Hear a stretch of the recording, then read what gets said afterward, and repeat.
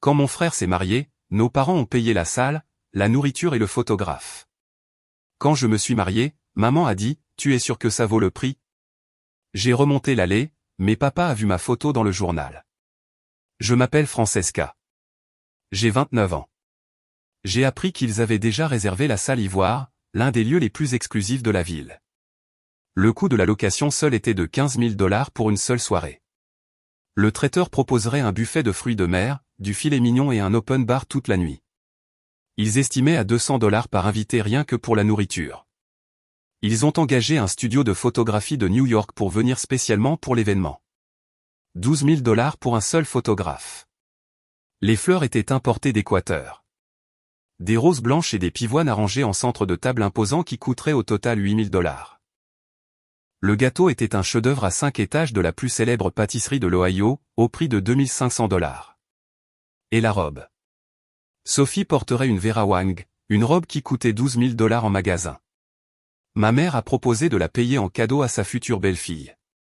Le temps que Gloria finisse d'énumérer tout, j'ai calculé le total dans ma tête, 60 000 $, peut-être plus.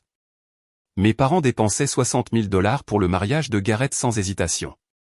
Mon père a puisé dans son épargne retraite pour que cela se produise. Il n'a même pas sourcillé. Quand les invitations ont été envoyées, j'en ai reçu une comme tout le monde. Aucune mention spéciale du fait que j'étais la seule sœur du marié. Aucune demande de participation à l'organisation. Sophie a choisi sa propre sœur comme demoiselle d'honneur et on m'a assigné le rôle de demoiselle d'honneur aux côtés de 3 amis d'université de Sophie. J'ai dû payer ma propre robe de demoiselle d'honneur. 350 $ pour une robe que je ne porterai plus jamais.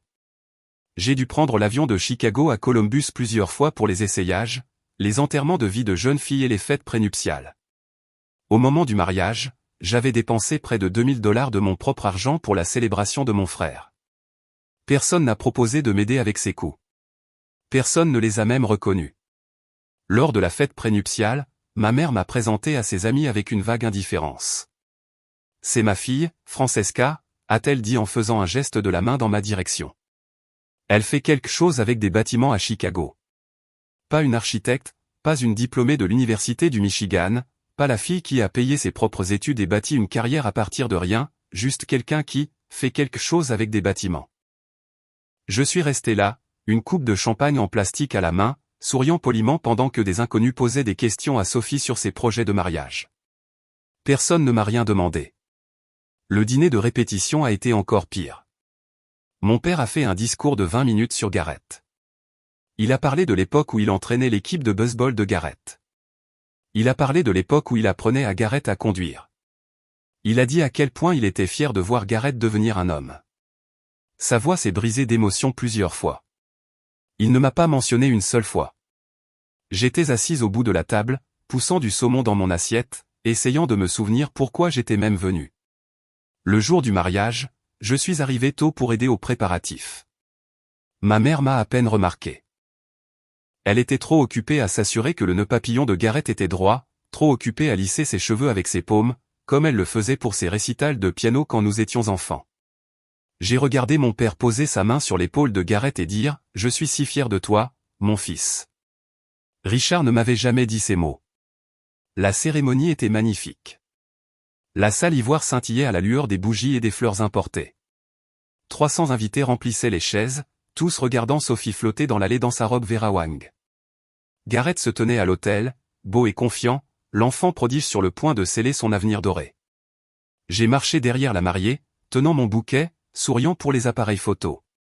J'ai joué mon rôle à la perfection. À la réception, j'ai découvert qu'on m'avait assigné à la table 7. Pas la table familiale. Même pas proche. La table familiale était réservée à mes parents, Gareth et Sophie, les parents de Sophie et les frères et sœurs de Sophie. Il n'y avait pas de place pour moi. Je me suis assise avec des inconnus à la place, des collègues éloignés de mon père que je n'avais jamais rencontrés. Ils parlaient de golf et de projets de retraite pendant que je fixais le centre de table en me demandant pourquoi je m'étais donné la peine de venir.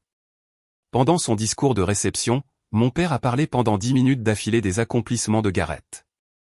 À la toute fin, presque comme une pensée après coup, il a jeté un coup d'œil vers ma table et a ajouté « Et bien sûr, merci à ma fille Francesca d'être venue de Chicago. Comme si j'étais une invitée. Comme si j'étais n'importe qui. Comme si je n'étais pas sa propre chair et son propre sang.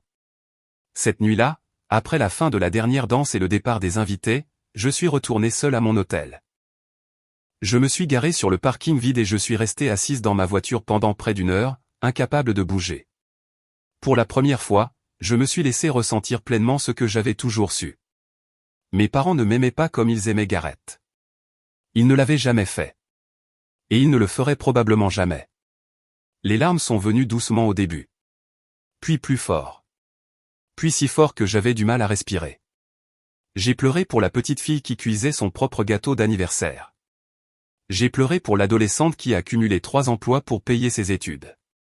J'ai pleuré pour l'adulte qui se présentait encore, espérant stupidement que cette fois-ci serait différente. Quand les larmes ont finalement cessé, quelque chose en moi a changé. Je ne pouvais pas continuer à chercher leur approbation pour toujours. Je devais accepter la vérité et aller de l'avant.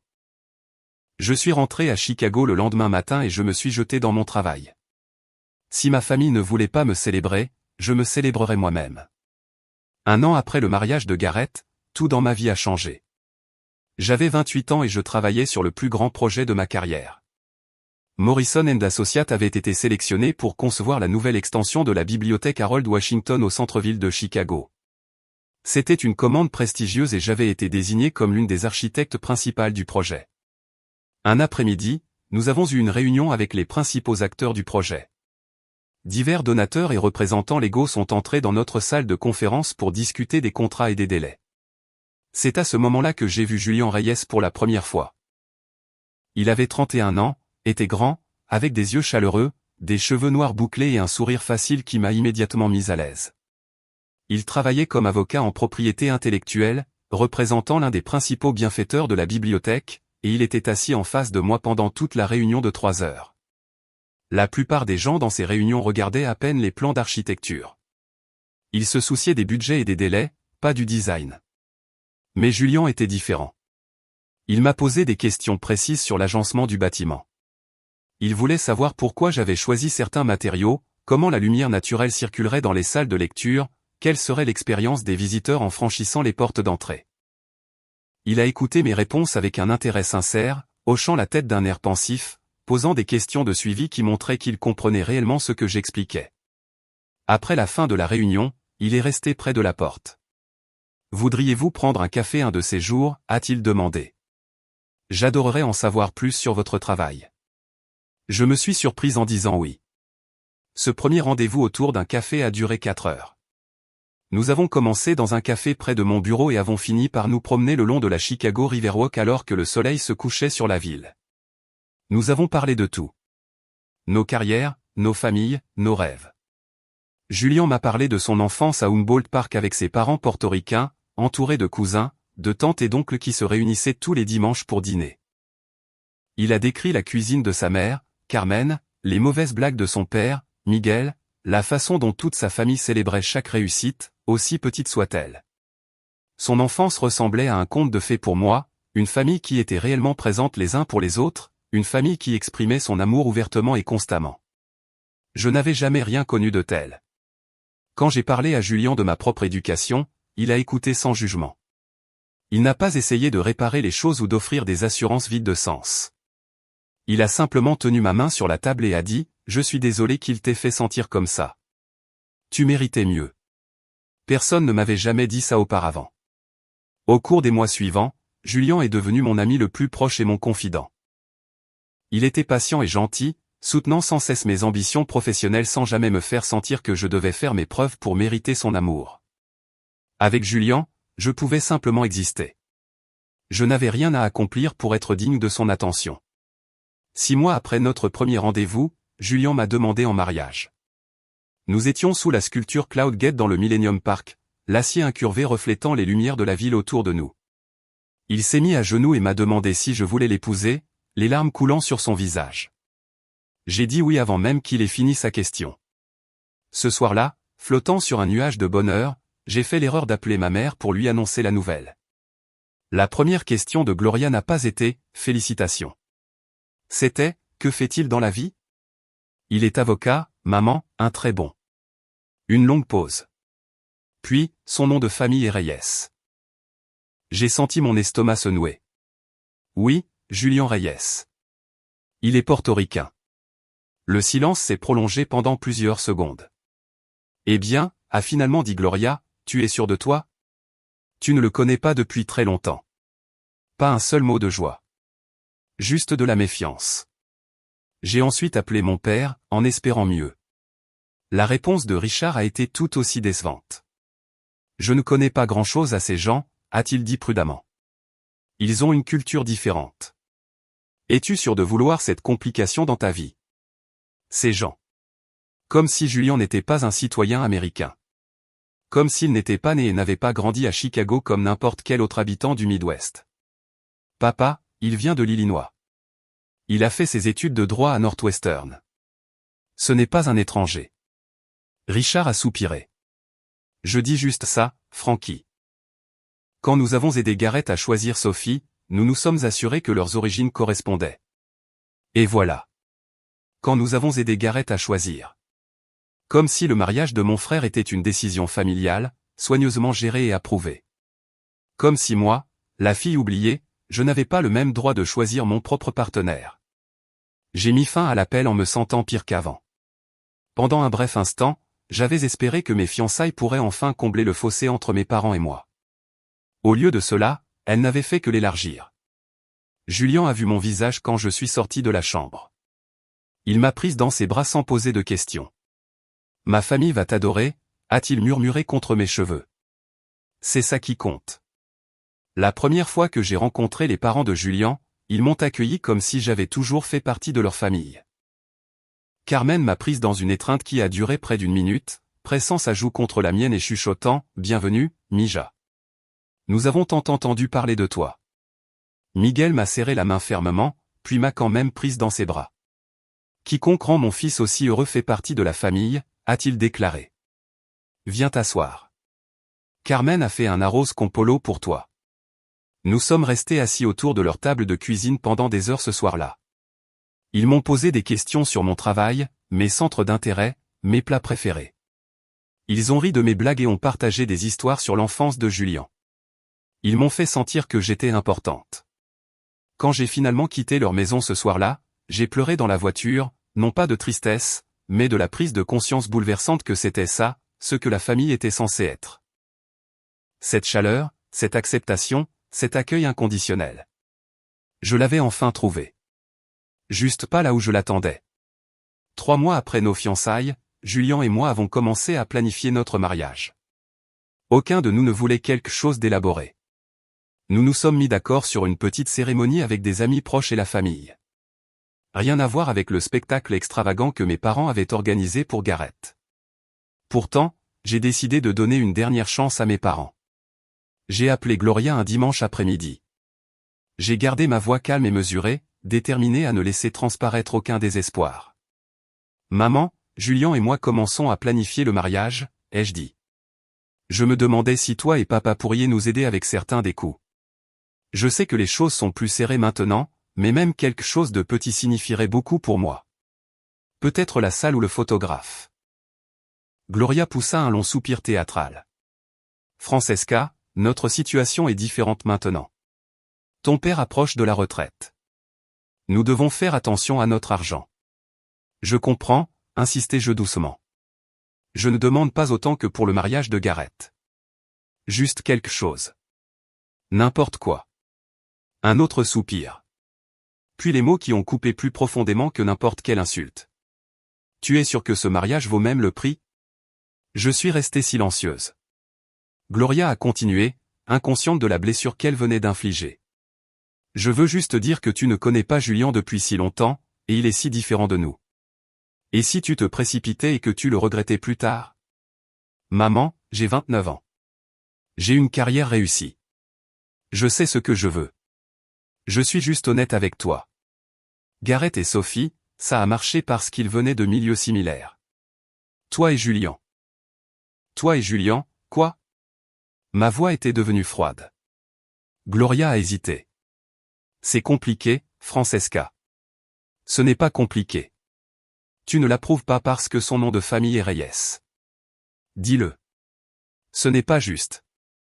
Ce qui n'est pas juste, c'est de me demander si mon mariage vaut le prix alors que vous avez dépensé 60 000 $ pour Gareth sans sourciller.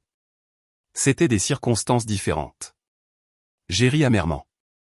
Non, maman. C'était exactement les mêmes circonstances. Tu te soucies juste plus de Gareth que de moi. Tu l'as toujours fait. La voix de Gloria devint sèche. Ne me fais pas dire ce que je n'ai pas dit. Alors réponds à ma question. Allez-vous aider avec le mariage ou non? Une longue pause. Puis, non, Francesca. Nous ne pouvons pas aider avec ça. J'ai hoché la tête, même si elle ne pouvait pas me voir. Bien. C'est tout ce que j'avais besoin de savoir. J'ai raccroché avant qu'elle ne puisse dire autre chose. Je n'ai pas pleuré cette fois. J'avais versé assez de larmes pour des parents qui ne changeraient jamais. Au lieu de cela, je me suis assise sur mon canapé et j'ai regardé par la fenêtre la ligne d'horizon de Chicago, sentant quelque chose s'installer dans ma poitrine. Pas de la tristesse. De l'acceptation. La porte que j'avais essayé de garder ouverte pendant 29 ans venait de se fermer. Julien m'a trouvé là 1 heure plus tard. Il s'est assis à côté de moi et a pris ma main sans rien dire. Nous avons regardé le soleil se coucher sur la ville en silence, et j'ai su que quoi qu'il arrive ensuite, je ne l'affronterai pas seul. Julien et moi avons payé l'intégralité de notre mariage nous-mêmes. Nous avons fixé un budget de 15 000 $, ce qui représentait tout ce que nous avions économisé au cours de l'année écoulée. C'était une fraction de ce que mes parents avaient dépensé pour Gareth, mais nous n'avions pas besoin de grandeur. Nous avions besoin de sens. Nous avons choisi un petit restaurant italien dans le West Loop appelé Lucia's. Les propriétaires ont accepté d'accueillir notre cérémonie et notre réception dans leur salle à manger privée pour 5 000 $, incluant un dîner de 3 plats pour tous nos invités. L'espace était intime et romantique, avec des murs en briques apparentes et un éclairage doux qui rendait tout chaleureux. Pour la photographie, Marco, un ami d'enfance de Julien, a offert ses services. Marco était un photographe indépendant talentueux qui facturait normalement 3 000 $ pour les mariages. Il a accepté de le faire pour 1 500 $ en guise de cadeau à Julien. Au lieu d'engager un fleuriste, j'ai fait les centres de table moi-même. Tous les samedis pendant 1 mois, je suis allé au marché aux fleurs de Randolph Street et j'ai acheté des brassées de tournesol, de gypsophile et d'eucalyptus. Carmen m'a appris à les arranger dans des bocaux maçons enveloppés de rubans de toile de jute. Chaque table aurait son propre bouquet fait main, créé avec amour. Le gâteau de mariage était la contribution de Carmen. Elle a insisté pour le faire elle-même en utilisant la recette traditionnelle de sa famille pour le gâteau très léché, un dessert portoricain imbibé de 3 types de lait. Elle a passé 2 jours dans sa cuisine, perfectionnant les couches, décorant le dessus avec des fraises fraîches et des fleurs comestibles. J'ai trouvé ma robe de mariée lors d'une vente d'échantillons dans une petite boutique sur Armitage Avenue. Elle était simple et élégante, avec de délicates manches en dentelle et une jupe fluide qui bougeait comme de l'eau quand je marchais. Le prix initial était de 3 000 $. J'ai payé 800 $. Notre liste d'invités était restreinte, 50 personnes. Les parents de Julien, ses frères et sœurs, cousins, tantes et oncles. Mes amis les plus proches du travail et de l'école d'architecture, quelques voisins qui étaient devenus comme une famille au fil des ans. J'ai envoyé des invitations à mes parents, à Gareth et Sophie, des invitations formelles avec des lettres dorées, tout comme celles que j'avais reçues pour le mariage de Gareth. J'ai inclus des notes personnelles leur demandant de partager ce jour avec moi. 2 semaines se sont écoulées. Aucune réponse de leur part. J'ai d'abord appelé Gareth. « Salut Fran », a-t-il dit nonchalamment, comme si nous nous parlions régulièrement. Ce n'était pas le cas. « As-tu reçu l'invitation au mariage ?»« Oh oui, à ce sujet. Sophie et moi avons des projets ce week-end-là. Nous avons réservé une retraite spa à Sedona il y a quelque temps. » J'ai senti ma prise se resserrer sur le téléphone. « Tu rates mon mariage pour un voyage au spa. Allez, n'en fais pas toute une histoire. Ce n'est pas comme si on pouvait reporter Sedona. Gareth, c'est mon mariage. Le mariage de ta seule sœur. » Il a soupiré avec impatience. « Écoute, je sais que maman et papa ne sont pas ravis à propos de Julien. Je ne veux pas me mettre au milieu de ça. Tu comprends ? » Je comprenais parfaitement. Gareth avait choisi son camp. Il les avait choisis, comme il l'avait toujours fait. « Au revoir, Gareth, dis-je doucement. Attends Fran, ne sois pas comme ça. Je vous enverrai un beau cadeau, d'accord? J'ai raccroché sans répondre. La réponse de mes parents est arrivée une semaine plus tard. J'ai appelé Gloria pour confirmer s'il viendrait. Francesca, dit-elle lentement. Ton père et moi en avons parlé. Nous avons décidé de ne pas venir. Même si je m'y attendais, les mots m'ont quand même coupé le souffle. Vous ne venez pas à mon mariage. Nous ne nous sentons pas à l'aise de soutenir une décision avec laquelle nous ne sommes pas d'accord. Tu sais ce que nous pensons de ce mariage. Parce que Julian est portoricain. Ce n'est pas seulement ça. Tu te précipites. Tu es impulsive. Je suis impulsive? Ma voix s'est élevée. Vous avez soutenu Gareth qui épousait une femme qu'il connaissait à peine parce que sa famille était riche. Mais moi, je choisis quelqu'un qui m'aime vraiment et soudain, je suis impulsive. C'est différent. Ce n'est pas différent, maman. Tu ne veux simplement pas le voir. La voix de Gloria s'est durcie. Nous n'allons pas te regarder faire une erreur, Francesca. J'ai fermé les yeux. Bien. Ne venez pas.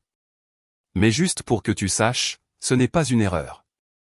Julian est la meilleure chose qui me soit jamais arrivée. Et quand vous réaliserez ce que vous avez manqué, il sera trop tard. Francesca. Au revoir, maman. J'ai mis fin à l'appel et j'ai posé délicatement mon téléphone. Puis je me suis dirigé vers la fenêtre et j'ai regardé la ville où j'avais construit ma vie. La ville où j'avais trouvé l'amour, l'amitié et un avenir. Je remonterais l'allée sans eux. Et tout irait très bien. Le matin du 17 octobre, je me suis réveillé dans mon appartement sous la lumière dorée d'un soleil d'automne qui filtrait à travers les rideaux. C'était le jour de mon mariage. Je suis resté allongé dans mon lit un long moment, laissant la réalité s'installer. Aujourd'hui, j'allais épouser l'amour de ma vie. Et je le ferai sans mes parents à mes côtés. Carmen est arrivée à 9h avec une housse à vêtements sur le bras et un sac plein de produits de coiffure. Elle avait insisté pour m'aider à me préparer, et j'avais accepté avec gratitude. Ma propre mère ne l'avait jamais proposé. Carmen a tressé mes cheveux en un chignon élégant, entremêlant de petites fleurs blanches entre les mèches. Elle m'a aidé à enfiler ma robe, attachant chaque petit bouton le long de ma colonne vertébrale avec des doigts patients. Quand je me suis retourné pour faire face au miroir, ses yeux se sont remplis de larmes. Mija, a-t-elle murmuré, tu es la plus belle mariée que j'ai jamais vue. J'ai regardé mon reflet et j'ai vu quelque chose que je n'attendais pas. Du bonheur. Un bonheur pur et simple. Aucune amertume concernant l'absence de mes parents. Aucun désir pour ce que je ne pouvais pas avoir. Juste de la paix. Carmen a pris mes mains dans les siennes. Je sais que ta famille n'est pas là aujourd'hui, mais je veux que tu saches quelque chose. Miguel et moi, nous te considérons comme notre fille. Tu auras toujours une place à notre table, dans notre maison, dans nos cœurs. J'ai commencé à pleurer avant qu'elle ait fini de parler. Merci, ai-je réussi à dire. Pour tout. Carmen m'a serré dans ses bras avec précaution, en faisant attention à ma robe. Maintenant, il y a quelque chose dont nous devons discuter. Miguel veut te conduire à l'hôtel. Si tu le laisses faire. Je me suis reculé pour la regarder. Vraiment? Il m'a demandé de te le demander. Il ne voulait pas présumer, mais il t'aime comme sa propre fille. Il veut être là pour toi aujourd'hui. J'ai pensé à mon père. Richard, qui avait appris à Gareth à conduire mais ne se souvenait pas de ma remise de diplôme. Richard, qui avait passé des heures à perfectionner le nœud papillon de Gareth mais n'avait pas trouvé le temps d'assister à mon mariage. Et puis j'ai pensé à Miguel. L'homme qui m'avait accueilli dans sa famille à bras ouverts.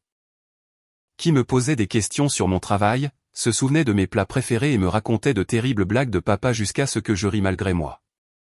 Qui voulait me conduire à l'hôtel simplement parce qu'il m'aimait. Oui, dis-je à travers mes larmes. Je serais honoré. La cérémonie a commencé à 5h. L'arrière-salle de Luciaès avait été transformée en quelque chose de magique. Des guirlandes lumineuses pendaient des poutres apparentes, jetant une douce lueur sur tout. Mes centres de table faits main trônaient sur chaque table, des tournesols et de l'eucalyptus égayant l'espace. 50 chaises étaient disposées face à un petit autel décoré de tissus blancs et de fleurs supplémentaires. 50 personnes qui m'aimaient. 50 personnes qui avaient choisi d'être présentes. Je me tenais au fond de la salle, avec Miguel à mes côtés. Il avait l'air distingué dans son costume sombre. Ses cheveux argentés étaient soigneusement peignés en arrière. Il tenait fermement mon bras, me stabilisant alors que les premières notes de la marche nuptiale commençaient à jouer. « Tu es prête, Mija » a-t-il demandé doucement. J'ai pris une profonde inspiration. Prête. Nous avons remonté l'allée ensemble. Chaque pas ressemblait à une déclaration. Je suis digne d'amour. Je suis digne de célébration. Je n'ai besoin de la permission de personne pour être heureuse. À l'hôtel, Julien m'attendait, les larmes coulant sur son visage. Il n'avait jamais été aussi beau qu'à ce moment-là. Ses yeux étaient fixés sur moi comme si j'étais la seule personne au monde. Miguel a placé ma main dans celle de Julien et a dit doucement, « Prends soin de ma fille. » Julien a hoché la tête. « Je le ferai, monsieur. » Toujours. Nous avons échangé des vœux que nous avions écrits nous-mêmes. J'ai promis d'être sa partenaire, son avocate, son havre de paix dans chaque tempête. Julien a promis d'être la famille que j'avais toujours méritée, de m'aimer, non pas parce que j'avais accompli quelque chose, mais simplement parce que j'existais. Au moment où nous nous sommes embrassés, il n'y avait plus un œil sec dans la pièce. La réception était tout ce dont j'avais rêvé.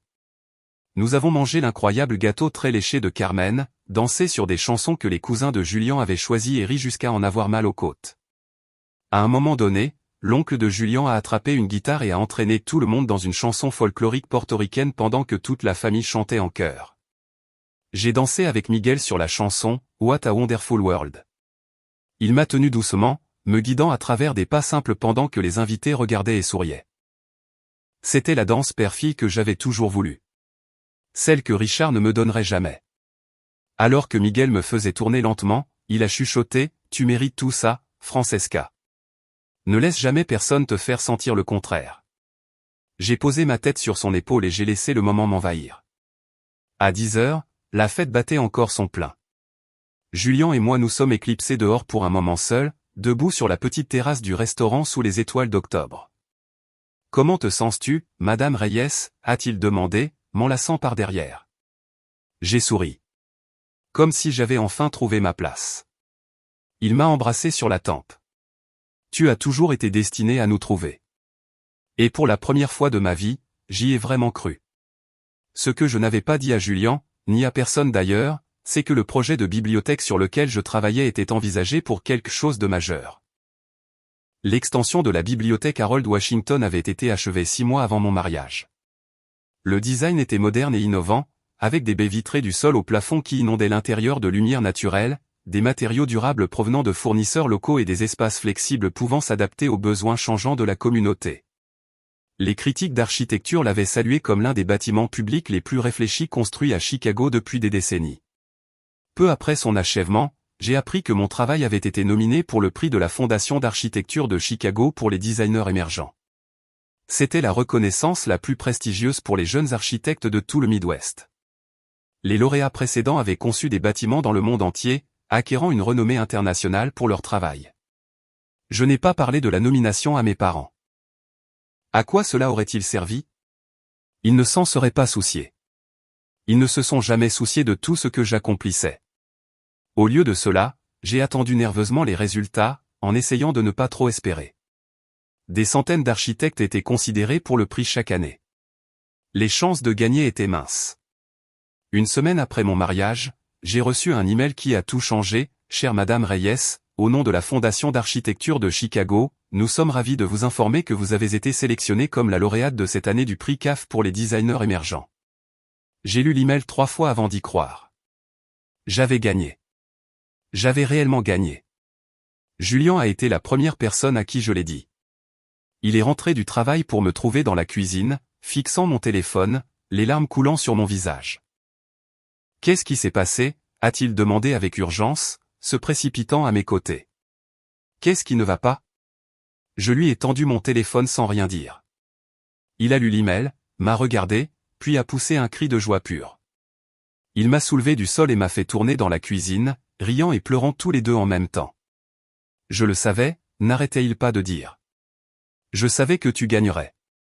Je suis si fier de toi. Ce week-end-là, Carmen et Miguel ont organisé un dîner de célébration en mon honneur. Toute la famille Reyes s'est réunie pour porter un toast à ma réussite, faisant circuler des photos de la bibliothèque et me posant des questions sur le design. Miguel a fait un petit discours sur la fierté qu'ils avaient de m'avoir dans leur famille. J'étais assise à cette table bondée, entourée de gens qui célébraient sincèrement mon succès, et j'ai ressenti quelque chose que je n'avais jamais ressenti auparavant. Le sentiment d'être complète. Quelques jours plus tard, une journaliste du Chicago Tribune m'a contacté pour une interview. Elle s'appelait Linda Prescott, et elle écrivait un article sur les architectes locaux ayant un impact dans leur communauté. Nous nous sommes rencontrés dans un café près de mon bureau. Linda m'a posé des questions sur mon parcours, ma formation, mon inspiration pour le design de la bibliothèque. J'ai répondu honnêtement, décrivant comment j'avais payé mes études, comment j'avais construit ma carrière sans soutien familial, comment j'avais appris à croire en moi quand personne d'autre ne le faisait. Vous avez mentionné que vous n'aviez pas beaucoup de soutien familial, a dit Linda en griffonnant des notes. Pouvez-vous m'en dire plus à ce sujet? J'ai hésité. Je ne voulais pas critiquer publiquement mes parents, mais je voulais aussi dire la vérité. J'ai appris très tôt que je devais être ma propre championne, ai-je dit prudemment. Ma famille n'a pas pu me fournir le soutien dont j'avais besoin, alors je l'ai trouvé ailleurs. La famille de mon mari m'a montré ce qu'est l'amour inconditionnel. Ils sont devenus la famille que j'ai toujours voulu. Linda a hoché la tête d'un air pensif. Je comprends que vous vous êtes récemment marié. Pouvons-nous inclure une photo de mariage dans l'article? Cela aiderait à humaniser le sujet. J'ai accepté et lui ai envoyé l'une des magnifiques photos de Marco. Elle montrait Julien et moi debout à l'autel, nos visages rayonnants de bonheur. Miguel et Carmen se tenaient à nos côtés, rayonnant comme des parents fiers.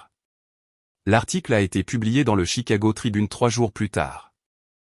Il est apparu dans la section « Style de vie », avec un grand titre « Étoile montante », l'architecte local Francesca Reyes remporte un prix prestigieux après avoir conçu la nouvelle bibliothèque de la ville. L'article faisait 2 pages.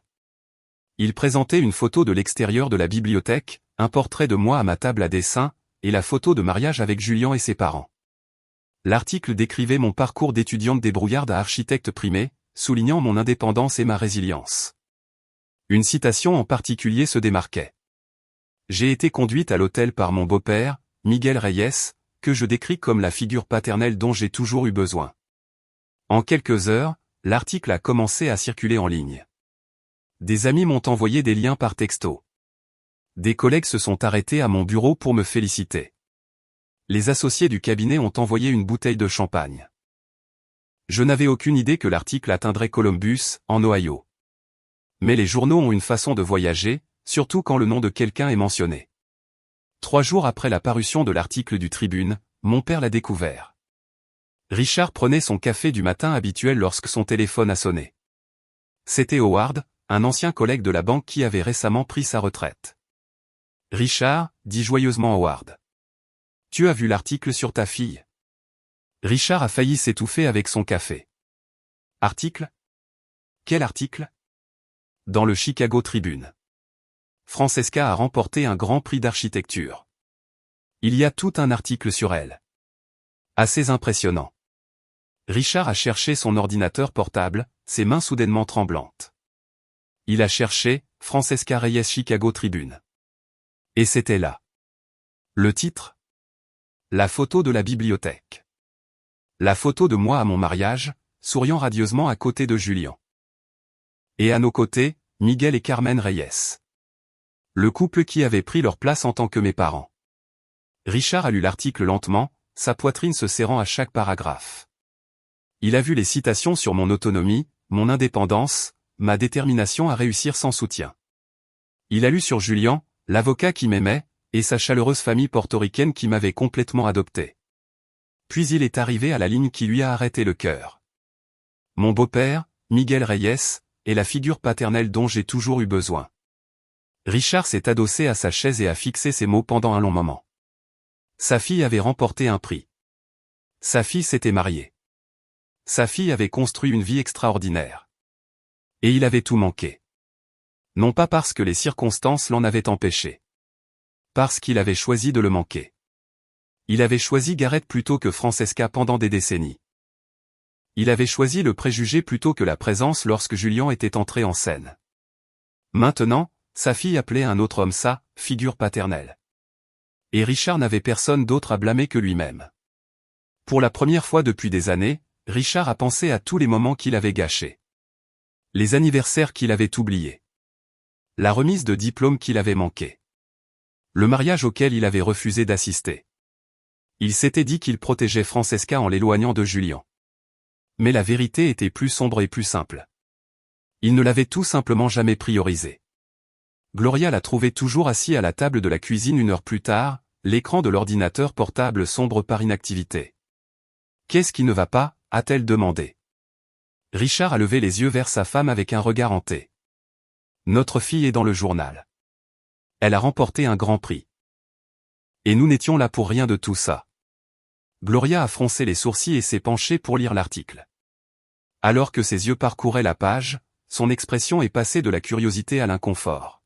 « Ça nous donne une mauvaise image », a-t-elle marmonné. « Ça devrait », a dit calmement Richard. « Parce que nous avons été mauvais. Nous avons été terribles. » Pour une fois, Gloria n'a pas eu de réponse.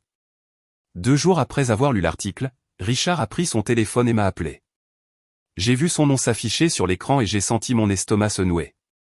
Je n'avais pas parlé à mon père depuis la conversation où il avait refusé d'assister à mon mariage. Une partie de moi voulait laisser l'appel aller sur la messagerie vocale. Mais quelque chose m'a poussé à répondre. « Allô ? Francesca. » Sa voix semblait rauque, comme s'il n'avait pas dormi. « J'ai lu l'article sur toi. J'ai attendu, ne disant rien. Tu as remporté un prix ? Un grand ? Oui. Et la bibliothèque que tu as conçue ? Elle a l'air magnifique. Merci. » Une longue pause s'est étirée entre nous. Je pouvais entendre Richard respirer à l'autre bout du fil, luttant pour trouver ses mots. « J'ai vu la photo du mariage, » a-t-il finalement dit. « Tu avais l'air si heureuse. Et cet homme à tes côtés, ton beau-père. »« Miguel », ai-je complété. « C'est ça. Miguel. » Une autre pause. « Tu l'as appelé ta figure paternelle. » J'ai senti quelque chose se tordre dans ma poitrine. C'est vrai. J'aurais dû être là, Francesca. J'aurais dû être celui qui te conduit à l'hôtel. Oui, tu aurais dû. La voix de Richard s'est brisée. Je suis tellement désolé. Je suis désolé d'avoir tout manqué. De ne pas t'avoir soutenu comme j'aurais dû. D'avoir choisi Gareth encore et encore quand tu avais besoin de moi aussi. J'avais imaginé cette conversation 1 millier de fois. J'avais répété des discours pleins de colère et d'accusation. Mais maintenant que le moment était arrivé, je me sentais étrangement calme. Pourquoi maintenant, papa ?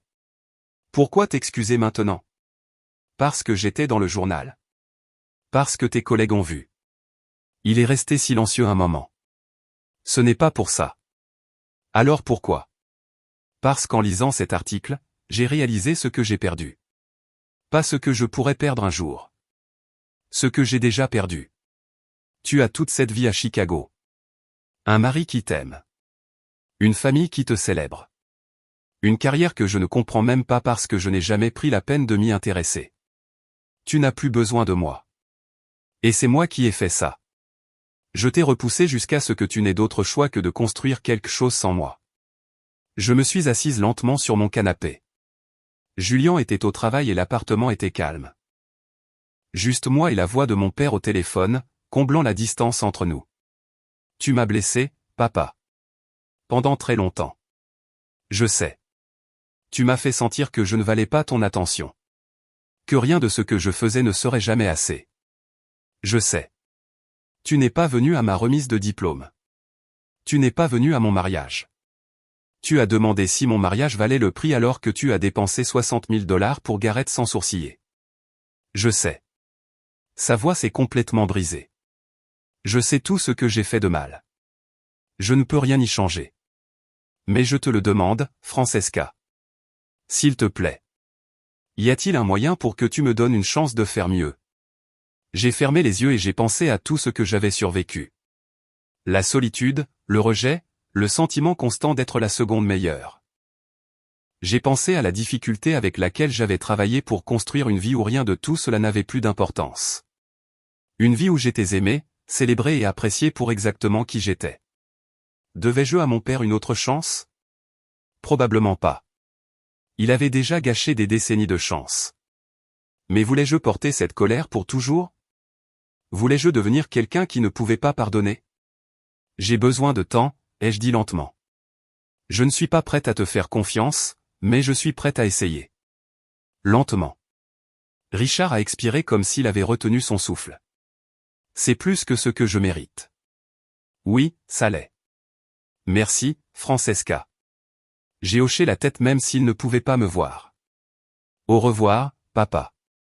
Après avoir raccroché, je suis resté assise sur le canapé pendant un long moment, laissant la conversation s'installer dans mon esprit. Je ne savais pas ce qui se passerait ensuite. Je ne savais pas si Richard changerait vraiment ou si ce n'était qu'une autre promesse en l'air. Mais pour la première fois de ma vie, la balle était dans mon camp. C'était à moi de décider de l'accès qu'il aurait à ma vie. C'était à moi de fixer les conditions. Et cela ressemblait à du pouvoir. Une semaine plus tard, Gloria a appelé. Contrairement à l'appel de Richard, celui-ci n'était pas des excuses. C'était une accusation. Ton père se morfond dans la maison depuis qu'il t'a parlé, a-t-elle dit sèchement. J'espère que tu es contente. Je suis contente, maman. Très contente, en fait. Tu l'as fait se sentir terriblement mal. Non, ses propres choix l'ont fait se sentir terriblement mal. Je lui ai juste dit la vérité. Gloria a soufflé. Les familles sont censées se soutenir, Francesca. Même quand elles ne sont pas d'accord. J'ai presque ri de l'hypocrisie. Tu veux dire comme tu m'as soutenu en me demandant si mon mariage valait le prix? Ou comme tu m'as soutenu en refusant d'y assister? C'était différent. C'était exactement pareil. Tu ne veux simplement pas l'admettre. La voix de Gloria est devenue froide. Je n'apprécie pas d'être sermonnée par ma propre fille. Et je n'ai pas apprécié d'être traitée comme une citoyenne de seconde zone pendant 29 ans. Mais nous en sommes là. Silence. J'ai continué, plus calmement maintenant. Maman, je n'essaie pas de me battre avec toi, mais j'ai besoin que tu comprennes quelque chose. J'ai passé toute mon enfance à essayer de gagner ton amour. J'ai eu d'excellentes notes. J'ai cumulé 3 emplois pour payer mes études. J'ai bâti une carrière à partir de rien. Et rien de tout cela n'a jamais été suffisant pour toi. Tu n'avais Dieu que pour Gareth. Ce n'est pas vrai. C'est vrai. Et j'ai fini de faire semblant. J'ai une famille maintenant qui m'aime inconditionnellement. Les parents de Julien me traitent comme leur propre fille. Je n'ai plus besoin de ton approbation. Mais je voulais que tu saches que la porte n'est pas fermée pour toujours. Si jamais tu décides de me voir vraiment, de m'apprécier vraiment, je serai là. Mais je ne te courrai plus après. Gloria est restée silencieuse un long moment. Quand elle a repris la parole, sa voix était faible. Je ne réalisais pas que tu te sentais comme ça. Maintenant tu le sais. J'ai raccroché avant qu'elle ne puisse répondre. 2 mois se sont écoulés. Lentement, avec hésitation, Richard a commencé à prendre contact. De courts appels téléphoniques. De simples textos. Rien de trop envahissant, juste de petits gestes montrant qu'il essayait. Puis, un samedi après-midi, on a sonné à ma porte de manière inattendue. Julien était à la salle de sport et je n'attendais personne. J'ai ouvert la porte pour trouver Richard debout dans le couloir avec une petite boîte dans les mains. Il avait l'air plus vieux que dans mes souvenirs. Plus grisonnant. Plus fatigué. La confiance qu'il avait toujours affichée semblait diminuer.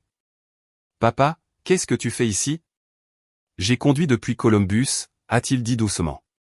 6 heures. J'avais besoin de te parler en personne. J'ai hésité, puis je me suis écarté pour le laisser entrer. Julien ne serait pas à la maison avant une autre heure. Quoi que Richard ait à dire, ça devait se passer maintenant. Il s'est assis sur notre canapé, tournant nerveusement la boîte dans ses mains. Je me suis assise en face de lui et j'ai attendu. Avant de dire quoi que ce soit d'autre, a commencé Richard, je veux m'excuser auprès de Julien. Je l'ai jugé injustement. J'ai fait des suppositions basées sur ses origines qui étaient fausses et blessantes. Il semble être un homme bien, et tu l'aimes clairement. J'ai été un idiot de me mettre en travers de ça. J'ai hoché la tête lentement. Merci de dire ça. Richard a ouvert la boîte et en a sorti quelque chose de petit et doré. C'était une montre de poche, ancienne et magnifiquement gravée. Ceci appartenait à ton grand-père, a-t-il dit. Mon père. Il me l'a donnée quand j'ai obtenu mon diplôme universitaire et j'ai toujours prévu de la donner à Gareth le moment venu. J'ai senti une piqûre familière. Bien sûr qu'il avait prévu de la donner à Gareth. Mais ensuite, Richard a dit quelque chose d'inattendu. J'ai réalisé que j'avais tort. Gareth ne mérite pas cette montre. Il n'a jamais travaillé pour quoi que ce soit dans sa vie. Tout ce qu'il a lui a été donné. Mais toi. Les yeux de Richard ont rencontré les miens. Tu es exactement comme mon père. Forte. Indépendante. Déterminée. Tu as construit ta vie de tes propres mains quand tout le monde t'a laissé tomber. Cette montre devrait appartenir à quelqu'un qui l'a réellement mérité. Il m'a tendu la boîte. J'ai fixé la montre un long moment. Le boîtier en or était usé mais toujours magnifique. La vitre était légèrement rayée par des décennies d'utilisation. Je ne peux pas effacer le passé, a continué Richard. J'ai manqué ton enfance. J'ai manqué ta remise de diplôme. J'ai manqué ton mariage. Ce sont des échecs que je porterai pour le reste de ma vie.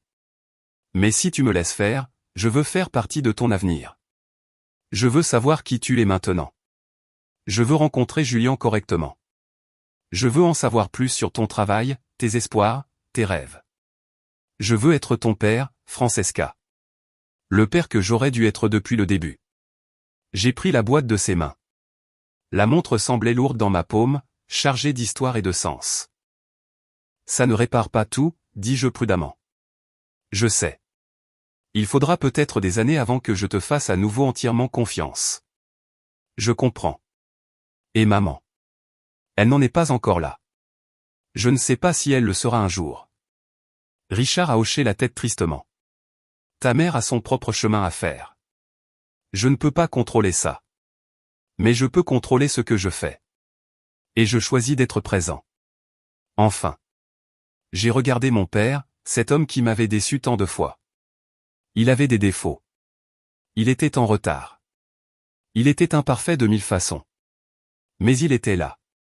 Et ça comptait pour quelque chose. D'accord, dis-je doucement. On peut essayer. 1 an s'est écoulé depuis le jour de mon mariage.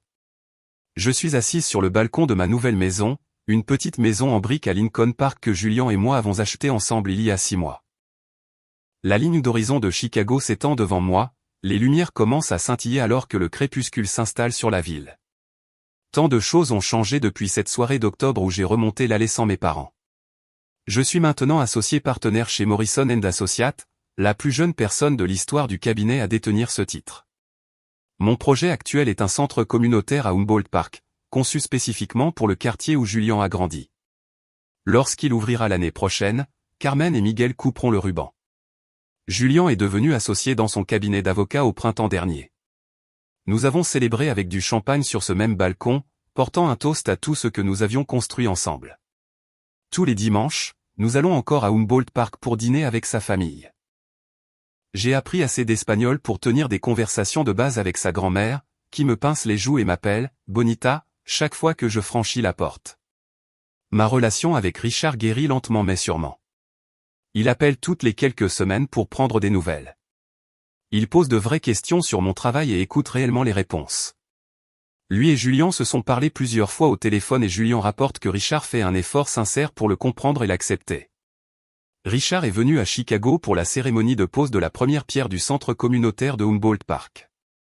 Il s'est tenu dans la foulée à regarder le maire me remettre une plaque commémorative. Ensuite, il m'a serré dans ses bras et a dit « Ton grand-père serait si fier de toi ». Ce n'était pas une réconciliation parfaite. Ce n'était pas une fin de conte de fées. Mais c'était réel. Gloria reste distante. Elle ne s'est pas excusée et je ne retiens pas mon souffle. Certaines personnes changent et d'autres non. J'ai accepté que ma mère ne sera peut-être jamais capable de me voir clairement et j'ai décidé que ses limites ne définissent pas ma valeur.